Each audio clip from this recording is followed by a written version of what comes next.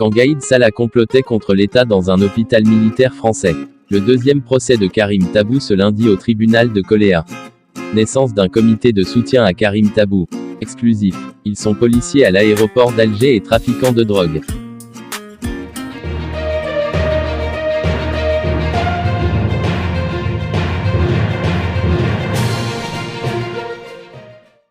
Exclusif, ils sont policiers à l'aéroport d'Alger et trafiquants de drogue. L'aéroport international d'Alger est une structure névralgique publique, qui fournit des services aéronautiques correspondant à la demande en matière d'activité des aéronefs, de transport de passagers et de fret de marchandises. À ce titre, les services de sécurité, dont les policiers de la Direction générale de la Sûreté nationale, sous la coupe du commissaire Omar Bacha, se doivent d'assurer la sécurité de cet édifice sensible appartenant à l'État. Il va sans dire que le recrutement de ces forces de police se doit répondre à des critères très stricts et passer nécessairement par une enquête d'habilitation approfondie, car du choix des hommes et des femmes affectés à cette infrastructure stratégique, dépendra la sécurité des voyageurs et la sécurité de cet important investissement de l'État. Investis de leur mission publique, les policiers prêtent d'ailleurs serment, en prenant à témoin Dieu, d'être fidèles au pays, d'accomplir leurs devoirs sincèrement, de rester attachés au secret professionnel, soucieux de l'état de droit et de la préservation de la sécurité du pays. Mais bien souvent, cet engagement solennel s'arrête, pour certains, tout juste après la cérémonie de prestation qui clôt la formation des hommes de la DGSN. Le 23 avril 2020, un policier de la police nationale algérienne, répondant au nom de Bouterfassi Ibrahim, a été appréhendé sur son lieu de travail par des éléments de la police judiciaire dépêchés spécialement de Constantine. L'enquête criminelle a permis d'aboutir à d'évidentes preuves et aux aveux de trafiquants de drogue, qui ont cité son nom comme complice dans un vaste réseau de trafic de stupéfiants à l'est du pays. Et ce n'est guère un cas isolé. Il y a de cela un mois, un autre élément de la DGSN a été contrôlé à un barrage de gendarmerie nationale à Ouedraogo, dans l'ouest algérien alors qu'il se dirigeait vers la capitale Alger. Les gendarmes ont procédé à une fouille du véhicule, suite au comportement suspect de l'agent de police. Et là, stupeur. Ils y découvrent une grande quantité de drogue dissimulée dans le véhicule de l'agent de police, constituée de 25 kg de kiff. Le mis en cause, qui travaille également à l'aéroport international d'Alger, a été immédiatement appréhendé. Ces affaires de drogue impliquant les forces de la DGSN dirigées par Khalifa Ounissi depuis la fin du mois d'août 2019, viennent entacher un corps traversé par de nombreux scandales, et que beaucoup parmi la police nationale considèrent comme un déshonneur. Ces nombreuses affaires jettent certes le discrédit sur la profession, mais éveillent également des doutes sur les capacités de gestion des responsables de la DGSN et leur efficacité dans l'organisation sécuritaire mise en place au niveau des recrutements et des affectations à la direction de la police de l'air et des frontières. Si certains policiers agissent mal, c'est tout simplement parce qu'ils savent toute l'impunité qui prévaut dans les rangs de la DGSN, quand ils ne justifient pas leur crime par celui de leur propre chef. Nous déclare un ancien cadre militaire, qui a travaillé à l'aéroport d'Alger. Nos récentes révélations sur les nombreux trafics, harcèlements sexuels, et autres affaires illégales menées par les forces de police à l'aéroport d'Alger sont abondantes et tendent à démontrer que les aspects sécuritaires sont souvent négligés par manque de vigilance et de contrôle, dans un aéroport à l'abandon et ouvert à toutes les délinquances et actes criminels, par les propres membres de la DGSN.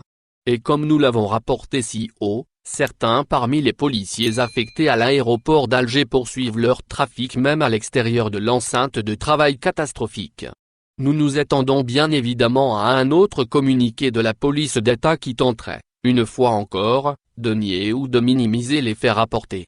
Sauf que s'il a été un temps difficile d'encourager les personnes à témoigner par crainte de représailles, cette fois-ci les procès-verbaux de la gendarmerie nationale et de la PJ existent et pourront être produits si nécessaire, afin de confirmer nos révélations. Mais y a-t-il vraiment un État ? Se demandait notre ancien cadre militaire. Alors, à quand le changement ?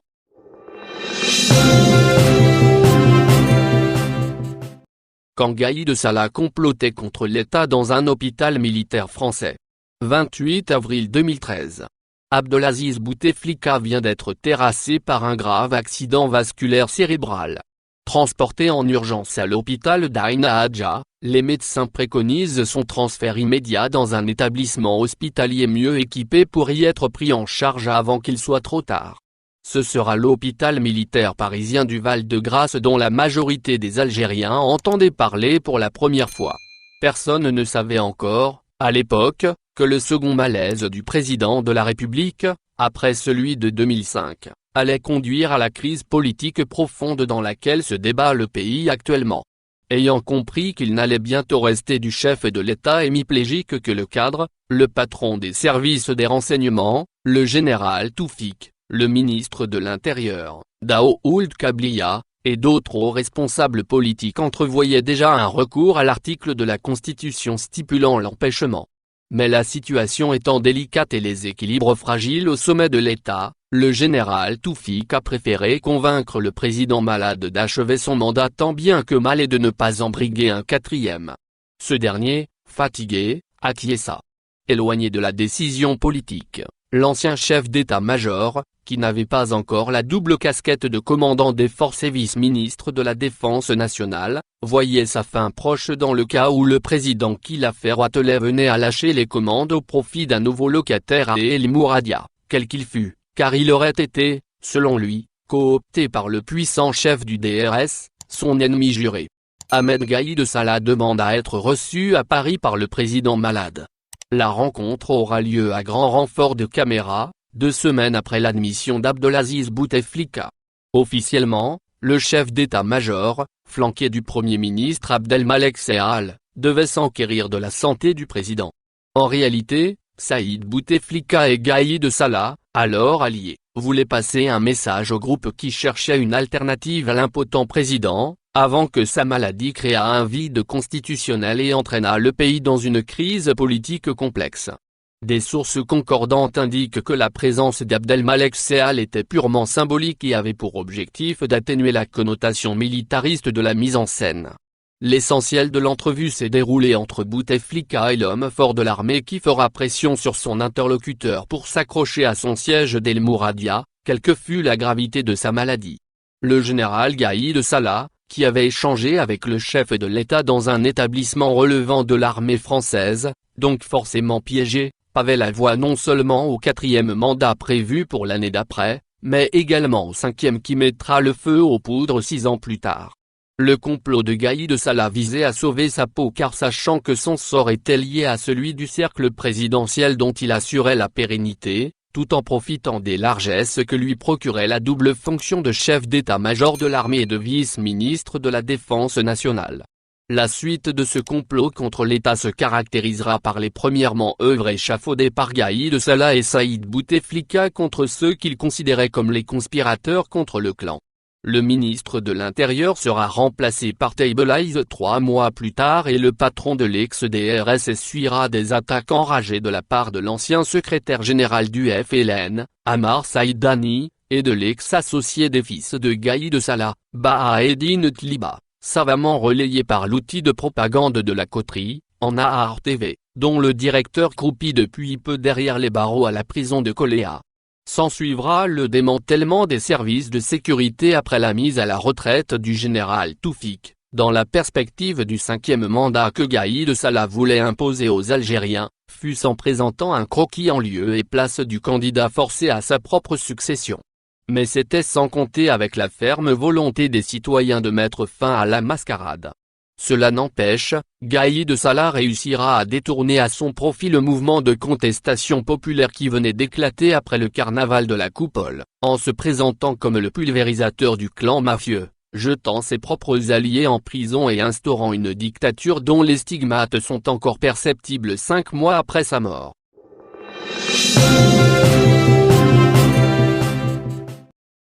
Le deuxième procès de Karim Tabou ce lundi au tribunal de Koléa. Le deuxième procès du militant politique Karim Tabou est programmé pour ce lundi 27 avril au tribunal de Koléa. Il devait se tenir le 6 avril dernier avant qu'il ne soit renvoyé en raison des mesures de protection imposées au corps de la justice et aux détenus. Des mesures interdisant de faire sortir les détenus de leur prison pour éviter de faire entrer dans ces lieux le coronavirus. et il est fort à parier, selon ses avocats, qu'il soit de nouveau renvoyé à une date ultérieure.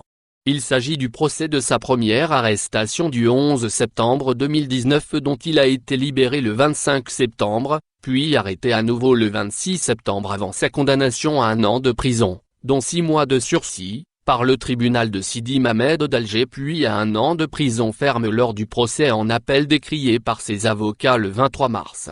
Le procès de ce lundi à Koléa est lié aux déclarations de Karim Tabou durant le mouvement populaire pacifique en 2019 dans lesquelles il critique l'immixtion outrancière de l'ancien chef d'état-major Ahmed Gaïd Salah dans la politique.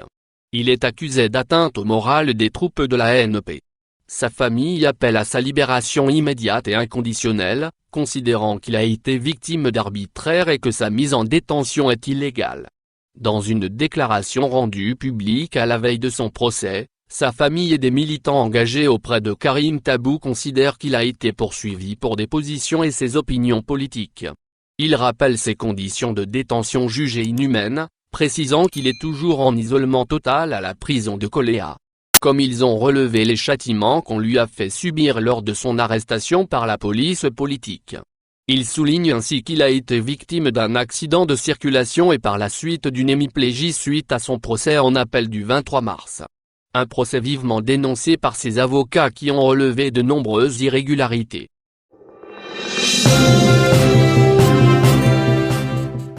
Naissance d'un comité de soutien à Karim Tabou. Sauvons Karim Tabou est un nouveau comité de soutien au coordinateur de l'Union démocratique et sociale, en détention depuis plus de 6 mois. Il a été créé par des universitaires et des militants des droits de l'homme algériens résidant en France. Karim Tabou est un militant politique et est l'une des figures emblématiques de la révolution populaire pacifique en Irak, écrit-il dans son premier communiqué.